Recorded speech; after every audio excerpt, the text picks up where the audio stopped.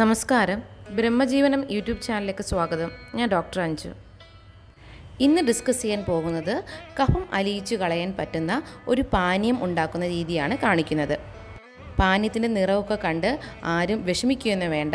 വളരെ സ്വാദോടുകൂടി തന്നെ അല്ലെങ്കിൽ വളരെ രുചിയോടുകൂടി തന്നെ ഉണ്ടാക്കുന്നൊരു വിധം കാണിച്ചു തരാം. പലരെയും സ്ഥിരമായി അലട്ടുന്ന ഒരു പ്രശ്നം തന്നെയാണ് കഫക്കെട്ടെന്ന് പറയുന്നത്. നെഞ്ചിലെ കഫക്കെട്ട് പലപ്പോഴും പല വിധത്തിലുള്ള പ്രശ്നങ്ങൾക്ക് കാരണമായേക്കാം. എന്നാൽ എത്രയൊക്കെ ശ്രദ്ധിച്ചാലും കഫക്കെട്ട് ഇല്ലാതാക്കാൻ പലപ്പോഴും പൂർണ്ണമായി സാധിക്കുന്നില്ല. കുറച്ചു പേർക്കൊക്കെ കോവിഡ് വന്നപ്പോൾ പനിയും അതിനോടൊപ്പം ചുമയും വന്നു.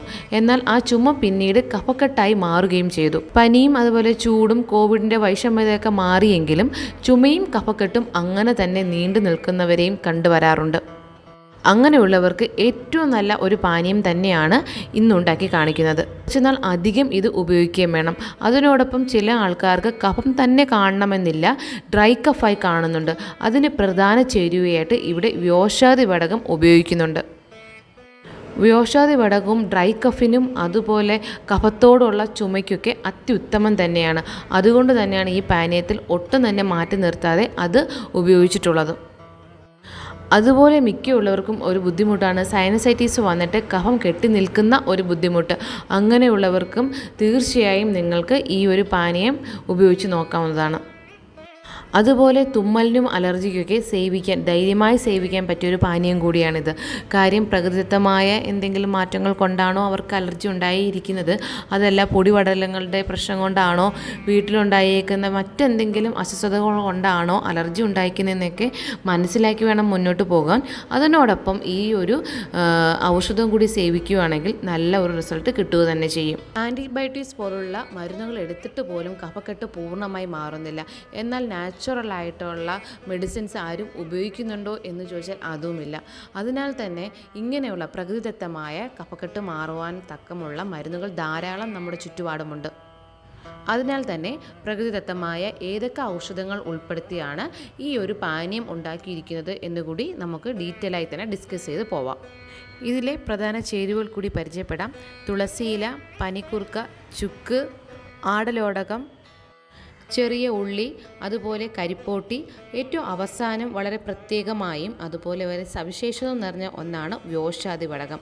ആയുർവേദത്തിലെ ഒരു ക്ലാസിക്കൽ മെഡിസിനാണ് വ്യോഷാദി വടകം. വ്യോഷാദി വടകം എങ്ങനെയാണ് ഈ പാനീയത്തിൽ ഉപയോഗിക്കുന്നത് എന്നുകൂടി പറയുന്നുണ്ട്.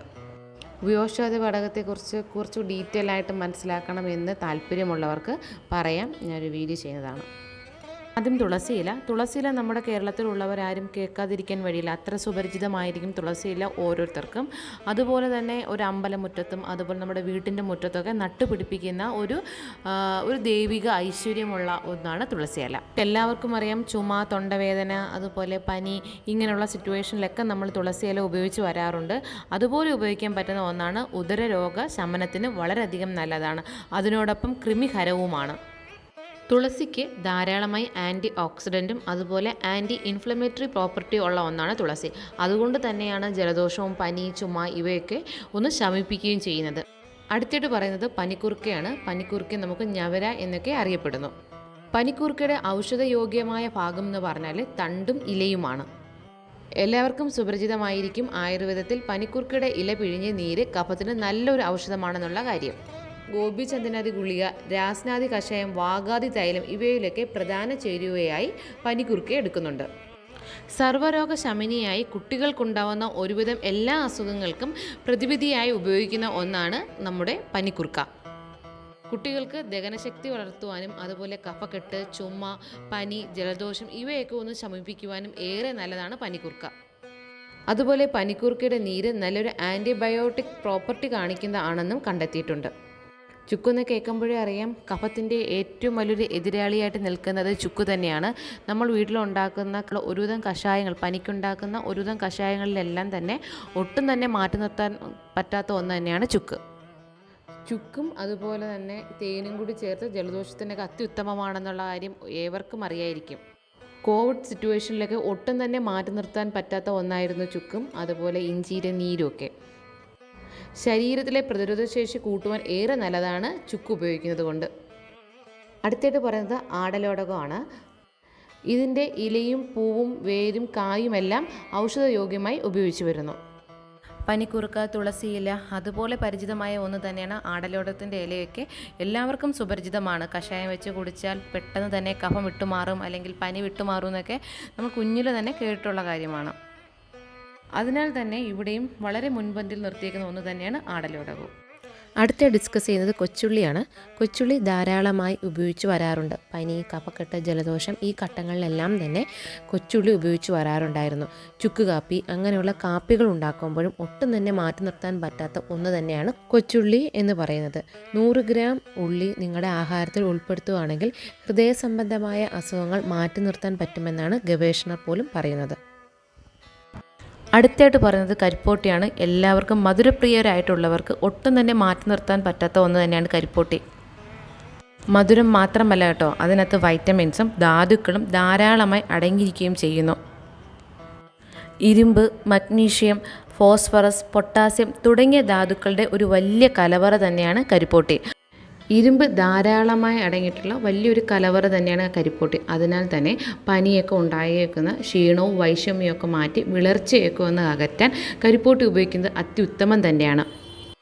തലവേദന, പനി, ജലദോഷം, ഈസ്നോഫീലിയ, ആസ്മ, അലർജി ഇങ്ങനെയുള്ള രോഗങ്ങളും അതുപോലെ മറ്റു രോഗങ്ങളും അകറ്റുവാൻ കരിപ്പോട്ടി അത്യുത്തമം തന്നെയാണ്. അടുത്തയായിട്ട് വ്യോഷാദി വടകമാണ്. വ്യോഷാദി വടകം തരിതരിയായിട്ടോ അല്ലെങ്കിൽ ഗ്രാന്യൂൾസ് രൂപത്തിലാണ് കാണപ്പെടുന്നത്. ഇത് പ്രധാനമായും ജലദോഷം, ചുമ, മറ്റ് ശ്വാസ സംബന്ധമായ അസുഖങ്ങൾക്കൊക്കെ വ്യോഷാദി വടകം ഉപയോഗിച്ച് വരുന്നുണ്ട്. ഡ്രൈ കഫ് അതുപോലെ കഫത്തോടു കൂടിയുള്ള ചുമ ഇവയ്ക്കൊക്കെ ഒട്ടും തന്നെ മാറ്റി നിർത്താൻ പറ്റാത്ത ഒന്ന് തന്നെയാണ് വ്യോഷാദി വടകം. വ്യോഷാദി വടകത്തിൻ്റെ പ്രധാന ചേരുവകൾ ചുക്ക്, കുരുമുളക്, തിപ്പല്ലി, താലീസം, ഏലത്തിരി, ജീരകം ഇങ്ങനെ ഒരുപാട് ഡ്രഗ്സുകൾ ചേർത്താണ് വ്യോഷാദി വടകം ഉണ്ടാക്കിയിരിക്കുന്നത്. ഇവിടെ എടുക്കുന്നത് 2 ഗ്ലാസ് വെള്ളമാണ്. നിങ്ങൾ ഉപയോഗിക്കുമ്പോൾ 4 ഗ്ലാസ് വെള്ളം തന്നെ എടുക്കണം. ഇവിടെ ഉപയോഗിച്ചിരിക്കുന്ന ഗ്ലാസ് കുറച്ച് വലുതാണ്. ഇതേപോലെ മൺചട്ടി തന്നെ വേണമെന്ന് നിർബന്ധമൊന്നുമില്ല. വീട്ടിലുണ്ടാവുന്ന ഏത് പാത്രത്തിൽ വേണമെങ്കിലും നിങ്ങൾക്ക് ഉണ്ടാക്കാം.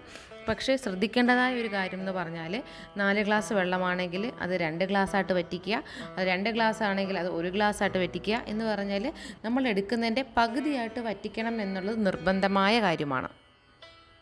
അതിനുശേഷം വെള്ളം ചൂടാക്കാൻ വയ്ക്കുക. വെള്ളം ഒന്ന് ചൂടായി വരുമ്പോൾ മാത്രം ഈ അരിഞ്ഞു വച്ചേക്കുന്ന ഔഷധങ്ങളെല്ലാം കൂടി ഇട്ട് കൊടുക്കുകയാണ് ചെയ്യേണ്ടത്. രാവിലെയും വൈകിട്ടും 60 ml വീതം കഴിച്ചാൽ മതിയാകും. അതിനാവശ്യാനുസരണമുള്ളത് മാത്രം എടുത്താൽ മതിയാവും. നന്നായി അടച്ചു വയ്ക്കുക. അടച്ചു വച്ചതിന് ശേഷം ഇത് വറ്റിച്ചെടുക്കുകയാണ് ചെയ്യേണ്ടത്. അത് നിർബന്ധമായ കാര്യമാണ്. തുറന്ന് വെച്ചതിന് ശേഷം ചെയ്യേണ്ടത് അത്ര നന്നാവില്ല. കണ്ടോ, ഇപ്പോൾ നല്ല ഒരു ആവിയൊക്കെ വരുന്നുണ്ട്. ഈ ആവി ശ്വസിക്കുന്നത് വളരെയധികം നല്ലതാണ്. മൂക്കടപ്പ് അതുപോലെ തലവേദനയൊക്കെ പൂർണ്ണമായി ശമിക്കുവാൻ ഏറ്റവും ഉത്തമമാണ് ഇങ്ങനെയുള്ള ആവി പിടിക്കുന്നത്. അതിനുശേഷം നന്നായിട്ട് അടച്ചു വയ്ക്കുക. ഇപ്പോൾ 4 ഗ്ലാസ് വെള്ളമാണ് വച്ചേക്കുന്നതെങ്കിൽ അത് 2 ഗ്ലാസ്സായിട്ട് വറ്റിച്ചെടുക്കുക. നമ്മളിപ്പോൾ ഇവിടെ 2 ഗ്ലാസ് വെള്ളമാണ് വച്ചേക്കുന്നത്, അത് 1 ഗ്ലാസ് ആയിട്ടാണ് വറ്റിച്ചെടുക്കുന്നത്. കണ്ടോ, ഇപ്പോൾ തുറന്നപ്പോൾ കഷായത്തിൻ്റെ അതേ പാകമായി വന്നിട്ടുണ്ട്. കരിപ്പൊട്ടിയും അതിൻ്റെ മധുരമൊക്കെ വേണമെന്നുണ്ട്. മധുരം കയ്പായിട്ട് തോന്നുന്നവർക്ക് മധുരം കുറച്ചും കൂടെ ആവാൻ വേണ്ടി കരിപ്പൊട്ടിയോ കുറച്ച് പനങ്കൽക്കൊണ്ടോ വേണമെങ്കിൽ ആഡ് ചെയ്ത് കൊടുക്കാം. അപ്പോൾ നല്ല സ്വാദ് കൂടും. അതിനുശേഷം ഒരു അരിപ്പയിൽ നന്നായിട്ട് അരിച്ചെടുക്കുകയാണ് ചെയ്യേണ്ടത്. നല്ല ചൂടോടുകൂടി തന്നെ ഇത് കുടിക്കുവാൻ ശ്രദ്ധിക്കണം. തണുത്തിട്ട് കുടിക്കാം എന്ന് കരുതി നിൽക്കരുത്. ചൂടോടുകൂടി തന്നെ കുടിക്കാൻ ശ്രദ്ധിക്കുകയും വേണം. പെട്ടെന്നെടുത്ത് കുടിക്കരുത്. ഒരു ഇമ്പോർട്ടൻ്റ് ആയിട്ടുള്ള ഒന്നും കൂടി നമ്മൾ ആയുർവേദ ഫാർമസിയിൽ നിന്ന് മേടിക്കണം. മറ്റൊന്നുമല്ല വ്യോഷാദി വടകം. വ്യോഷാദി വടകം ഞാനിവിടെ നന്നായിട്ട് പൊടിച്ചാണ് എടുത്തേക്കുന്നത്. ഇങ്ങനെയല്ല ആക്ച്വലി വ്യോഷാദി വടകം വരുന്നത്. നല്ല കട്ട രൂപത്തിൽ ഗ്രാന്യൂൾസ് പോലെയാണ് വരുന്നത്. അത് നമുക്ക് ചൂടുവെള്ളത്തിലോ അല്ലെങ്കിൽ തേനിലോ ചാലിച്ച് നമുക്ക് കഴിക്കാം. അതൊന്നുമില്ല എന്നുണ്ടെങ്കിൽ വായിലിട്ട് താലീസ പത്രമൊക്കെ വായിലിട്ട് അലിയിച്ച് കഴിക്കുന്നത് പോലെ വ്യോഷാദി വടകവും വായിലിട്ട് അലിയിച്ച് തന്നെ കഴിക്കാം. പ്രധാനമായും എടുത്തു പറയേണ്ട ഒരു കാര്യം എന്ന് പറഞ്ഞാൽ വ്യോഷാദി വടകത്തിൽ പ്രധാന ചേരുവയായി ചുക്ക് ആഡ് ചെയ്തിട്ടുണ്ട്. ഈ പാനീയത്തിലും ചുക്ക് ആഡ് ചെയ്തിട്ടുണ്ട്. മുതിർന്നവർക്കാണെങ്കിൽ യാതൊരു തെറ്റുമില്ല ചുക്ക് ആഡ് ചെയ്യുന്നത് കൊണ്ട്. കാര്യം വ്യോഷാദി വടകത്തിൽ വളരെ കുറച്ച് മാത്രമേ ചുക്ക് ആഡ് ചെയ്യുന്നുള്ളൂ. എരിവ് അത്ര ഇഷ്ടമല്ല, അതുപോലെ കുട്ടികൾക്ക് കൊടുക്കണമെന്നുണ്ടെങ്കിൽ പാനീയത്തിൽ ചുക്ക് ആഡ് ചെയ്യേണ്ട കാര്യമില്ല. അതുപോലെ എടുത്തു പറയേണ്ടതാണ് വ്യോഷാദി വടകം ഈ ഒരു ഗ്ലാസ് വെള്ളത്തിൽ ഞാനൊരു 2.5 ടീസ്പൂൺ ഇട്ടിട്ടുണ്ട്. വളരെ ചെറിയ സ്പൂൺ ആയതുകൊണ്ടാണ് 2.5 ടീസ്പൂൺ ഇട്ടേക്കുന്നത്, അല്ലെങ്കിൽ 1.5 ടീസ്പൂൺ ഇട്ടാൽ മതിയാവും. ഇനി എല്ലാവർക്കും വരുന്ന സംശയമാണ് ഇത് എപ്പോൾ കഴിക്കണം, എത്ര ml കഴിക്കണം, എത്ര നേരം കഴിക്കണം എന്നുള്ള ക്വസ്റ്റ്യൻസ് എല്ലാം. അതെ, എത്ര നേരം കഴിക്കണം എന്ന് പറഞ്ഞാൽ 3 നേരവും നിങ്ങൾക്ക് കഴിക്കാവുന്നതാണ്. എപ്പോഴാണ് കഴിക്കേണ്ടത് എന്ന് ചോദിക്കുന്നവർക്ക് ആഹാരത്തിന് മുന്നേ വേണം കഴിക്കുവാൻ. മുതിർന്നവർക്കാണെങ്കിൽ 60 ml വീതം ആഹാരത്തിന് മുന്നേ തന്നെ സേവിച്ചാൽ നല്ല റിസൾട്ട് തന്നെയാണ് കിട്ടാറുള്ളത്. അതിനോടൊപ്പം വളരെ പ്രധാനപ്പെട്ട ഒരു കാര്യമാണ്, ഒരു ദിവസമോ 2 ദിവസമോ കഴിച്ചാൽ കിട്ടുന്ന ഒരു റിസൾട്ടല്ല. കാര്യം കാലക്രമേണ നിങ്ങൾക്കുണ്ടായേക്കുന്ന കഫക്കെട്ടാണ്, ഒത്തിരി നാളായിട്ടുള്ള കഫക്കെട്ടാണ്. ഇതിനൊക്കെ വെച്ച് നോക്കുമ്പോൾ ഒരു ദിവസമോ 2 ദിവസമോ കഴിച്ചാൽ നല്ലൊരു റിസൾട്ട് കിട്ടുകയില്ല. അതിനാൽ തന്നെ അടുപ്പിച്ച് 14 ദിവസം കഴിക്കുകയും വേണം. കോവിഡാന്തരം വന്ന കഫക്കെട്ടും ശ്വാസവൈഷമ്യവും ഒക്കെ ആണെങ്കിൽ പോലും നിങ്ങൾക്ക് ഈ ഒരു പാനീയത്തിൽ കൂടി ഭേദമാക്കുവാൻ സാധിക്കും. അതുകൊണ്ട് തന്നെ 14 ദിവസം കണ്ടിന്യൂസ് ആയിട്ട് നിങ്ങളിത് സേവിക്കുക തന്നെ വേണം. കുട്ടികൾക്കാണ്, 10 വയസ്സിന് മേലെയുള്ള കുട്ടികൾക്കാണെങ്കിൽ 10 ml വീതം രാവിലെയും വൈകിട്ടും കൊടുത്താൽ മതിയാവും. ഒരു കാരണവശാലും പകുതി വെച്ച് ഇത് ഉപേക്ഷിക്കാൻ പാടില്ല.